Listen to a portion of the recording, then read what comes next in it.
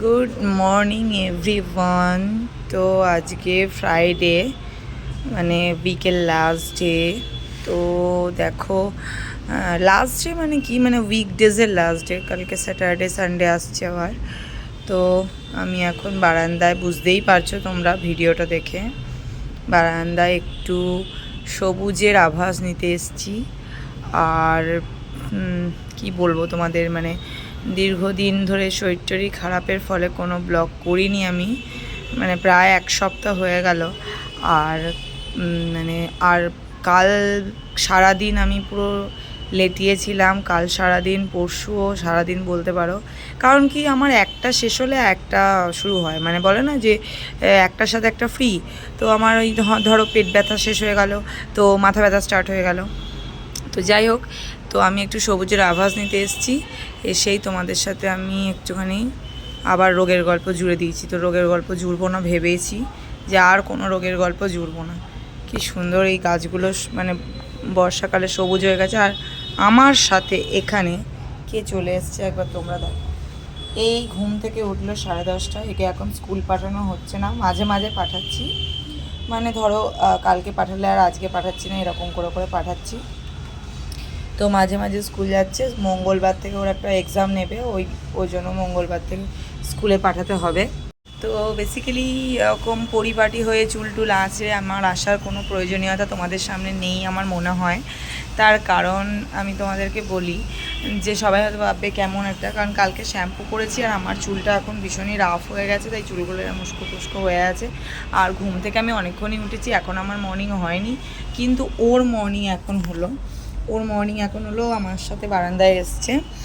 আর আমি চলে এসেছি হচ্ছে গিয়ে পজিটিভ একটা এনার্জি, এটা তোমাদেরকে বললাম আগেই, পজিটিভ একটা এনার্জি নিতে। কারণ আমার দীর্ঘদিনের অসুস্থতা, মানে দীর্ঘদিন বলতে প্রায় এক সপ্তাহ তো হবেই। তারপরেও ভেবেছিলাম সুস্থ হয়ে যাব, কিন্তু হচ্ছি না। এই আবার মাইগ্রেন স্টার্ট হয়ে গেছে পরশু কাল 2 দিন ধরে।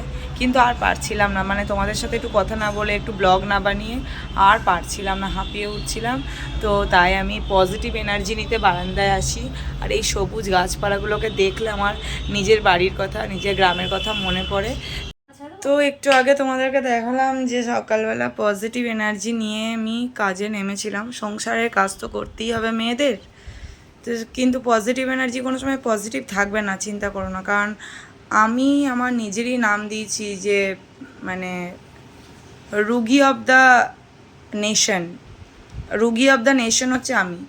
মানে কাল 2 দিন ধরে বললাম, তার আগের সপ্তাহে ছিল পুরো পেট ব্যথা, 2 দিন ধরে ছিল মাইগ্রেন, আজকে সকাল থেকে চরম দাঁতের যন্ত্রণা। তো এখন আমি যাব ওষুধের দোকানে ওষুধ কিনতে। তার আগে তোমাদেরকে দেখাই যে আমাদের আজকে কী রান্না হচ্ছে। রান্নাটা হচ্ছে, সেটা হচ্ছে গিয়ে কচু দিয়ে, একটা রসুন দিয়ে ভাজা হয়, সেই কচু দিয়ে রসুন দিয়ে ভাজাটার জন্য কচুটা ভাপাতে দেওয়া হয়েছে। এই যে এইটা হচ্ছে মা করছে রান্না। আমি মুসুরির ডালটা চাপিয়ে দিয়েছি সিদ্ধ, কাঁচা লঙ্কা দিয়ে মুসুর ডাল সিদ্ধ বসানো হয়েছে, এটা মুসুর ডাল হবে। আর এই যে রসুন কাঁচা লঙ্কা চেরা দিয়ে কচুটাকে টমেটো দিয়ে ভাজা, এটা খুব সুন্দর খেতে হয় গরম ভাতে। এটা হচ্ছে, আর ভাত। আর আমি একটু ডিম নিয়ে আসবো, ডিমের অমলেট। কারণ দেখো তোমরা ওয়েদারটা দেখো, এই ওয়েদারে না যাওয়া যাচ্ছে বাজার, না করা যাচ্ছে কিছু। তো এই হচ্ছে ব্যাপার। আর আমি তো বললাম রোগী অব দ্য নেশন নাম দিয়েছি আমার এখন ওষুধ আনতে যেতে হবে, দাঁত ব্যথা প্রচণ্ড করছে। এদিকে আমাদের মৌসুমি রানী কাজ করতে চলে এসছে, ওর কাজ করে যাচ্ছে, ঝাড়ফাড় দিচ্ছে। তো এই হচ্ছে আমার ডেলি রুটিন। আর এই যে আমার পজিটিভ এনার্জি দেয় সত্যি এটা, ঘুম থেকে উঠে যখন এটাকে দেখি। আর আমার ঠাকুরের নাম, ঠাকুরের বই, জয় ঠাকুর, জয় স্বামীজি, জয় মা। চলো সারাদিন সঙ্গে দেখো। অবস্থাটা একবার দেখো, আর বৃষ্টির অবস্থাটা, রাস্তার অবস্থাটা দেখো কী পরিমাণে বৃষ্টি। তো রুগী অব দ্য নেশন তো আমাকে এই বৃষ্টি মাথায় করে, এই দেখো। আর এই ছাতাটা আমার খুব হেল্প করেছে, এটা আমি দার্জিলিং থেকে আমার শ্বশুরমশাই কিনেছিলেন। এই অবস্থায় আমাকে এখন বেরোতে হচ্ছে ওষুধ কিনতে, ওষুধ বোঝো তাহলে এই অবস্থায় কেউ বাইরে বেরোতে পারে? অসম্ভব বৃষ্টি, অসম্ভব যাকে বলে।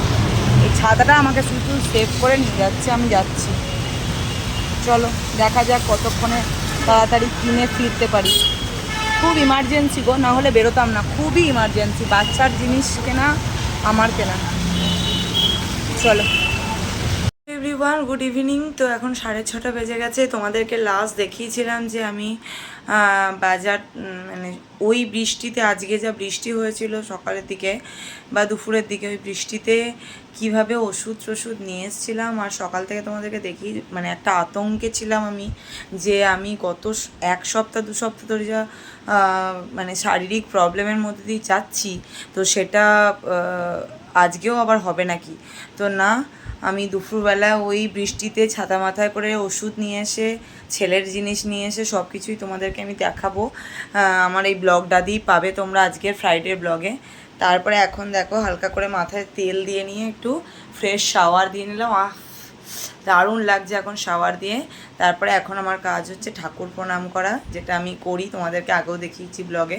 আমার এখন ঠাকুর প্রণাম করা আছে, ঠাকুরকে সন্ধে দিয়ে ছেলেকে ডিরেক্ট পড়তে বসাবো। ওকে পড়তে বসানোর পরই আমার ব্লগটা হবে এন্ড। তো চলো, আমার ফ্রেশ ফ্রেশ শাওয়ার নিয়ে খুব ভালো লাগছে। আর টাচ উড, আমি বলবো না যে এখন একটু ঠিক আছি। হ্যালো এভরিওয়ান, তো তোমাদেরকে বললাম আমি ফ্রেশ হয়ে ঠাকুর প্রণাম করে বাচ্চাকে খাইয়ে আমি এখন না কোনোদিনও ওর পড়তে বসার টাইমে ভিডিও করি না, জাস্ট একটা কথা বলার জন্য তোমাদেরকে ভিডিও করলাম। অনেকে হয়তো ভাবতেই পারো বা অনেকের মনের মধ্যে এটা আসতেই পারে, যারা আমার ইউটিউবে যে কয়েকজন মানে ভিডিও দেখো, সেই কয়েকজনের মনে আসতেই পারে যে আমি হয়তো সারাদিন নিজের এই রোগ আর নিজের রিফ্রেশমেন্ট বা নিজের এই সমস্ত কথাই বলতে থাকি। তা কিন্তু নয়, আমি রোজ দিন এই টাইমে ভিডিও করি না। কোন টাইমে? এই তো দেখতে পাচ্ছ, আমার ছেলের পরীক্ষার সামনে আমাকে ওকে পড়াতে হচ্ছে। আজকে শুধুমাত্র এটা বলার জন্য তোমাদেরকে